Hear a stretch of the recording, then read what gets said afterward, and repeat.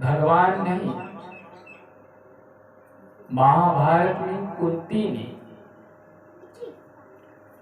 श्री कृष्ण वासुदेव मुरली ने दर्शन दिया। कृष्ण वासुदेव ने कहते हैं कि हे कुंती, तुम क्या वर मांगनी चाहती है हमसे, वर मांगो। कुंती ने कहती हैं, हे कृष्ण वासुदेव, हे मुरली वाले, संसार का जितना दुख है वो हमें दीजिए। कृष्ण ने सोचा कि ये पगली तो ना हो गई, मजाक तो नहीं कर रही है।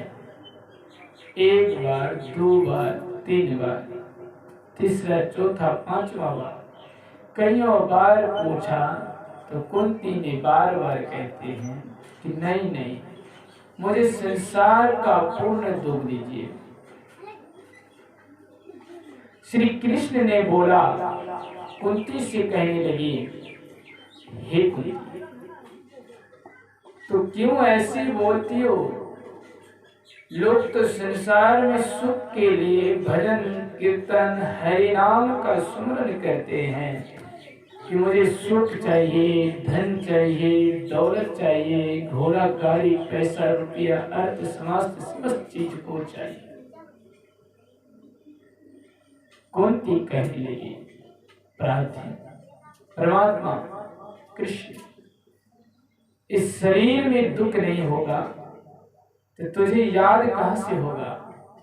इस शरीर में अगर यदि कोई रोग ना हो तो तुझे याद कहां से होगा? इस शरीर में अगर यदि जिस प्रकार उदाहरण में साइकिल पर पंचर ना हो, मैकर की याद नहीं, जिस प्रकार से उदाहरण में कहा जाता है कि किसी भी प्रकार से भूख नहीं तो भोजन की याद नहीं, तो उसी तरह से कुंती ने समझाए कृष्ण को कि प्रभु तो सर्वव्यापी, सर्व अंतर्यामी, सब चीज जानने वाला, तो आप बताइए कि मुझे सब चीज से तुम पूर्ति का सुख दोगे तो मैं इस जन्म पर भी आपका नाम भूल जाऊंगा, यथा मुझे ऐसे ही जन्म दीजिए कि दिन रात दुखी हूं। मां सबरी ने, वह भी पूर्व जन्म की रानी थी, जब सत्संग सुनने गई तो वह कहा कि मुझे भगवान से मिलना है। तो भगवान से मिलने के लिए का भक्ति हो तो रानी कहा सबरी ने कि अगर मैं इस फिर जन्म में राजा बन जाऊं, रानी बन जाऊंगी, तो उस जन्म में फिर भक्ति नहीं होगा। तो भगवान से एक जन्म का प्रार्थना किया कि मेरे शरीर बिगड़े हो, कुबेरे हो, शरीर के अंग भ्रंग भ्रंग हो, कि मैं क्या बनूं? अरंग भ्रंग भ्रंग बन जाऊं, कुबेर सुबेर जुबेर बन जाऊं। तो उस प्रकार से सबरी के शरीर को कर दिया। जो कोई पसंद करे नहीं, उनको कोई पसंद करनी भी नहीं चाहती थी। कैसे पसंद करेगी? जिसके शरीर ठीक नहीं होगा तो होगा नहीं। सुंदर तो नहीं थी सबरी, परंतु श्री राम प्रभु ने कहने लगा कि बहुत सुंदर, भावनी, अति सुंदर, तुमसे सुंदर संसार में कोई नहीं है, न सुंदर हो सकती है। अब बताइए, मुंह को काजल, मुंह को पाउडर, मुंह को अन्य प्रकार की फैंसी, अन्य प्रकार की इत्र, अनेक प्रकार की सुगंध, अनेक प्रकार की चीजें, ये तो बाहरी है।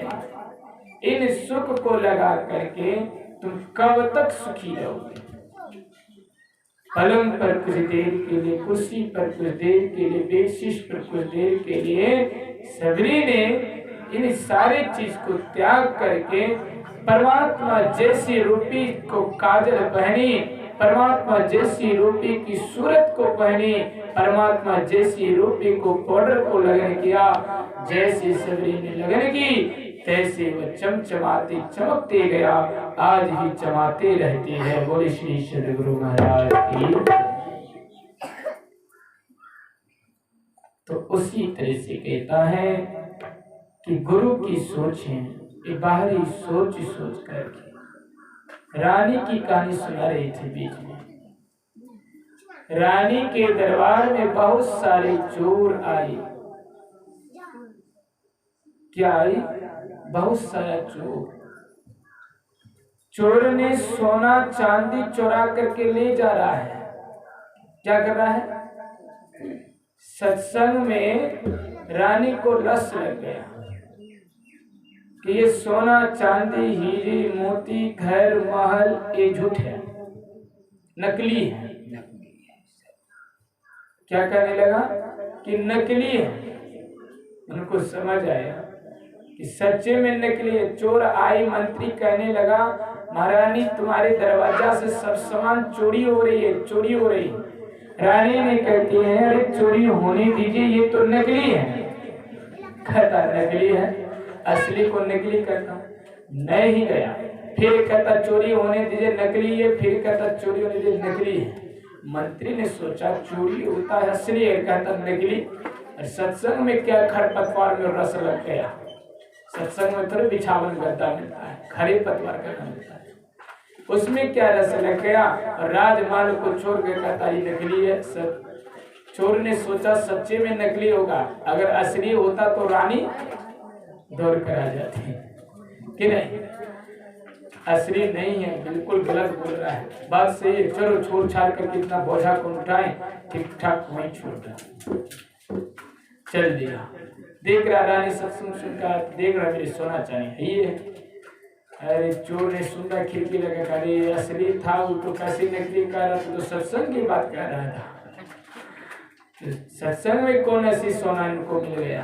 तो गया चोर भी सुनने के लिए, तो चोर को भी अनुभविता ज्ञान आई कि ये तो असली ये नकली। सुनते सुनते महात्मा की बातों को वचन को कहा, उनको नकली असली की याद आ गई और चोर भी इंसान बन गया और पूजन्य बन गया।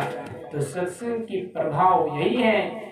सत्संग को सुनने से वही होता है कि मन रूपी चोर इंद्रियों को पांच तत्व झूठ चोरी नशा हिंसा बेविचार इन पांचों तत्व को त्याग करके एक निष्ठ एक परमात्मा सदगुरु संतों के शरण में जाते हैं तो ये सारे पूर्ण सफल हो जाते हैं।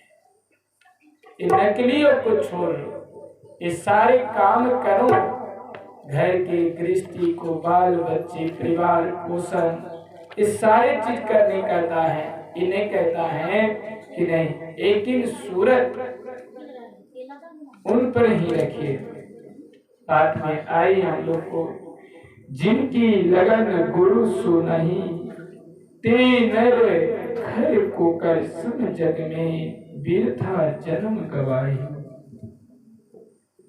जिनकी लगन ईश्वर पर नहीं, जिनकी लगन शिव पर नहीं, जिनकी लगन राम पर नहीं, जिनकी लगन कृष्ण पर नहीं, वह लगन तो कुकर खटिया बकरी हाथी घोड़ा जैसा बिता दिया।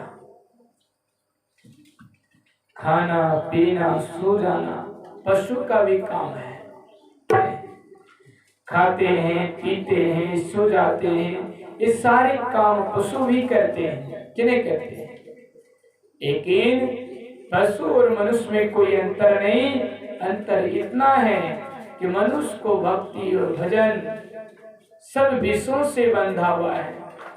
तब हरि की सुमरन, हरि की स्तुति, हरि के चरण कमल की विनती जब तक नहीं किए तब तक उनका कोई भोजन नहीं करना चाहिए।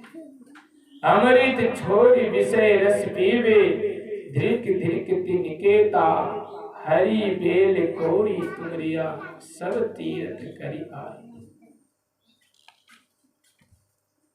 जरा सोचिए ये जितने तीर्थ कर रहे हैं, बोलबम, काशी, मथुरा, प्रयागराज, गंगा सागर, दो भाई थे, एक भाई सत्संगी थी। क्या था?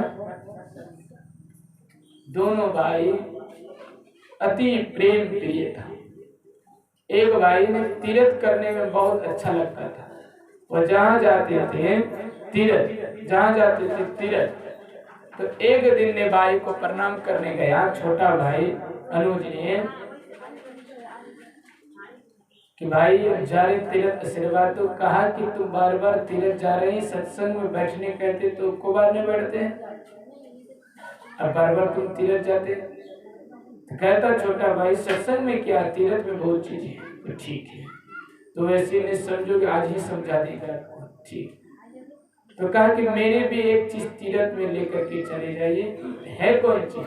नीम के घोटा हुआ टूमर, मतलब कि कलसा ही समझो, उसमें बांध दिया। कहा कि जाइए, ढक्कन लगा दिया कि जहां पर भी जाइए, जिस भी स्थान जाइए, उस जहां जहां डुबकी लगाओगे तहां तहां उनको डुबकी लगवा देना। एक दो दिन तीन दिन तीर्थ हुई, डुबकी लगाया, आया, भाई को प्रणाम पुनः फिर से किया। फिर से उनको काट टूमर खोलो, घैला खोलो, कलसा खोलो। खोला तो कहा पानी पियो, कि मीठा के देता है कि भैया नीम के घोटे हुए विष को घोले हुए इसमें डाल दिया और कहा कि तुम तीर्थ की, तो मीठा कैसे हो सकता है? तो संसार के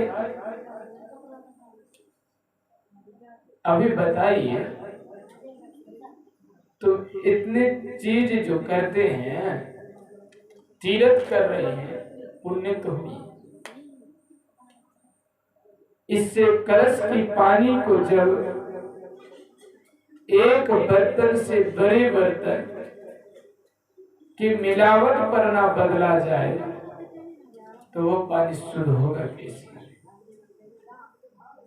तो परमात्मा सदगुरु संत जो सत्संग सुना रहा है, एक छोटा बर्तन है। सदगुरु स्वरूप ब्रह्म जो है, ये बड़ा बर्तन है। उनको मिलाने के लिए पानी को अदल बदल किया जाता है। क्या किया जाता है? तो इस शरीर की आत्माओं को बदलने के लिए तो किसी सदगुरु का ही कृपा से बदल सकता है।